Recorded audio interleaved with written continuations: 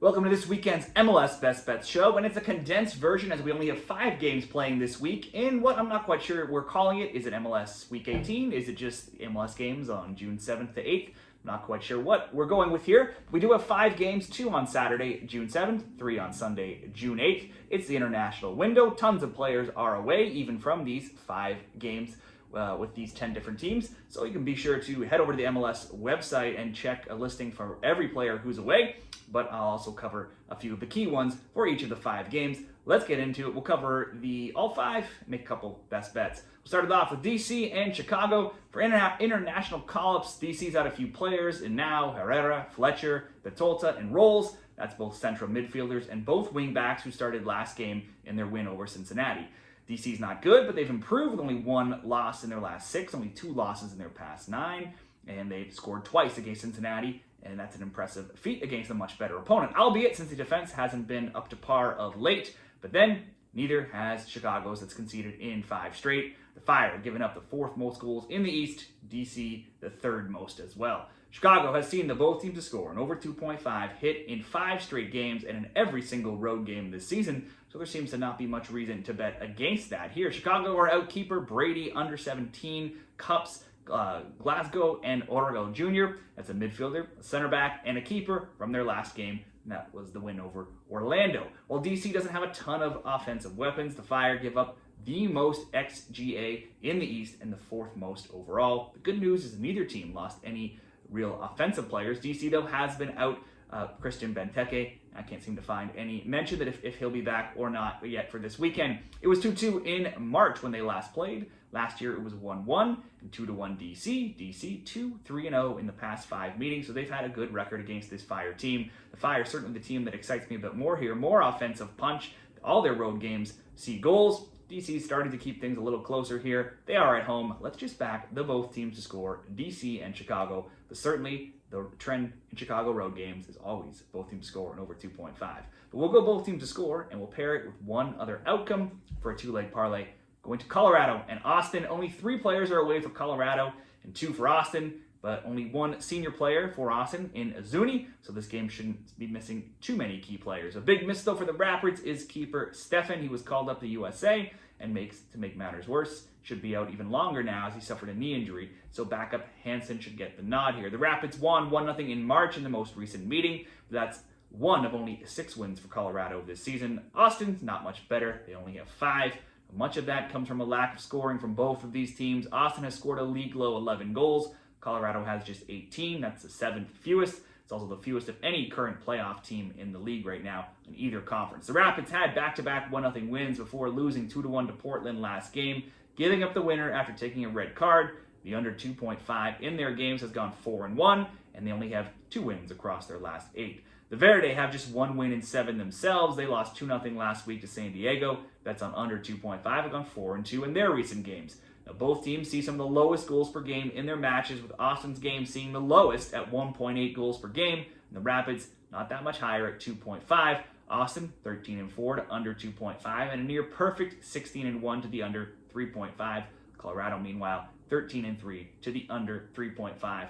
We'll use that as the second leg of this parlay, under 3.5. Colorado and Austin paired with both teams to score, DC and Chicago, to get plus 112 odds in that 2-game parlay.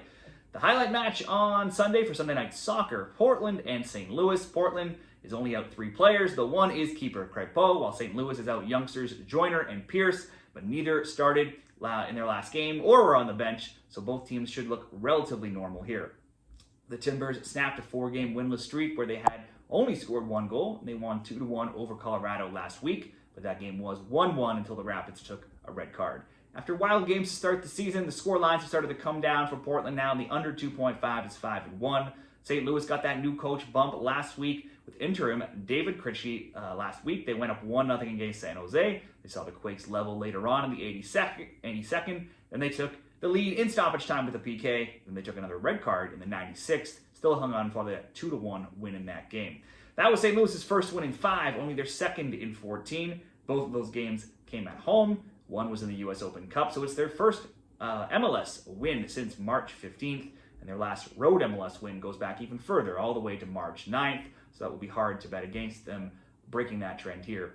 given their lack of road wins. Last year, these teams went from a 0-0 draw in MLS to 3-1 for St. Louis in Leagues Cup, and then a 4-4 wild game back in MLS.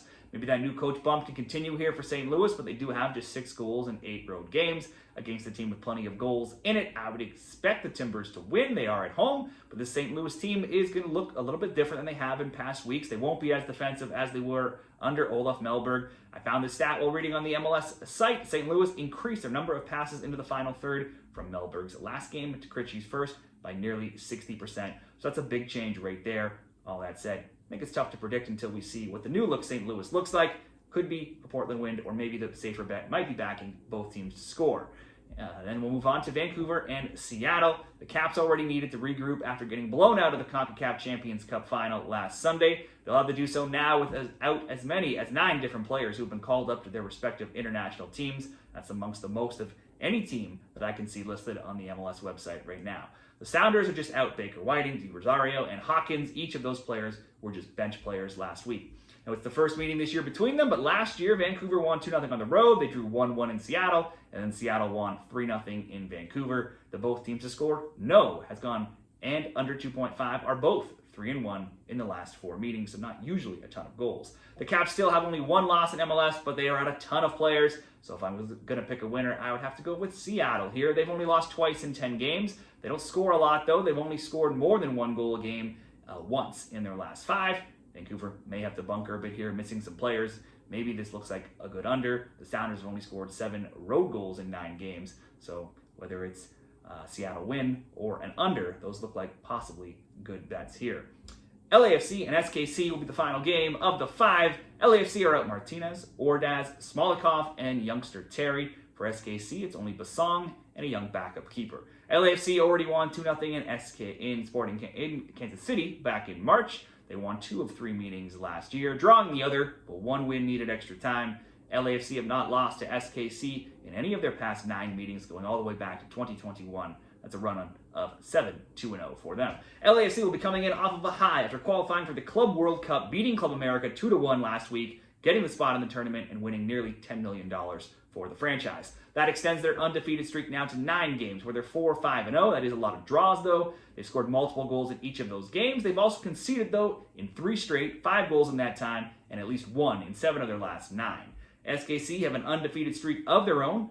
Also, a lot of draws, 1-3-0, to go with just 1 loss in their last 6. The scoring is picking up with a 3-3 draw and a 3-1 win in their last 2, so 6 goals across 2 games. But they, too, have struggled defensively, allowing goals in 4 of 5, total of 7 goals in that time. Both are scoring and conceding. LAFC are the better side. They're at home. They usually get SKC's number, but SKC have a hot striker in Joveljic right now, who scored a brace last game, has goals in 3 straight, and since Kerry Zavagnin took over as the new head coach for SKC, they have 19 goals across their last 10 league games. So let's bet on some goals coming from both teams here. Both teams to score over 2.5, -125 for the prediction in this game. So the 2 official bets will be both teams score over 2.5, LAFC and SKC, and we'll do 1 2-leg parlay with both teams score, Chicago and DC, paired with the under with Colorado and Austin. I'll put the summary of those in the comments. Let me know what you're betting for this MLS weekend, and good luck.